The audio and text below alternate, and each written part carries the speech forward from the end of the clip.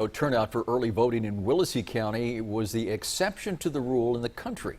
Channel 5's Frank McCaffrey tells us while other counties tout how big their turnout numbers are, Willacy County voters have a unique take on this election.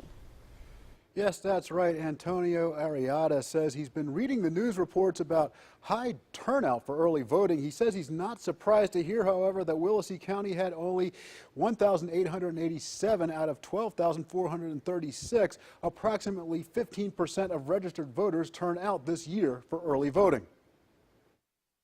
Antonio Arrieta was born and raised in Raymondville. He's seen many elections and says he's never seen a voter turnout that impressed him. The turnout is always low here. Arrieta says it's because people who live in Willacy County have a generally negative attitude toward politicians. Because people don't have faith in the system, you know what I mean? It's always going to be like that. Look at the street. You don't see no signs. Nobody, a sign of nobody. What does that tell you? Go to McAllen, go to Edinburgh, go to all those towns where people really go out and vote. They got canopies and stuff like that.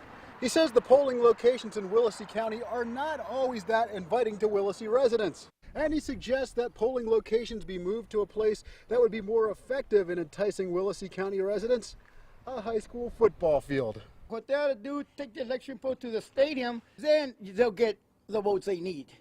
Everybody shows up to the Friday night game because it's not boring. Channel 5 News reached out to the Willacy County Elections Administrator Mary Barrera to ask if she's anticipating good turnout this year. I'm thinking that we are having a good turnout. A lot of people wait till Election Day to go out to vote. So I'm thinking maybe 30% of the elections of the people that are registered will turn out to go vote. Barrera says when combined with the number of people who came out for early voting this year, the number should be over 40% of those who were registered. Now, Barrera adds there are no major local elections countywide. Navigation district races in certain precincts just don't get folks stirred up here. Arrieta tells us he hopes people just get out to vote. He doesn't expect it to happen. Live in the Channel 5 News studio, Frank McCaffrey, Channel 5 News at 6.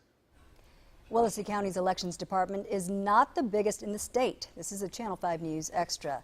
Mary Barrera, elections administrator, tells us her office only has 2 people handling the ballots, herself and her clerk.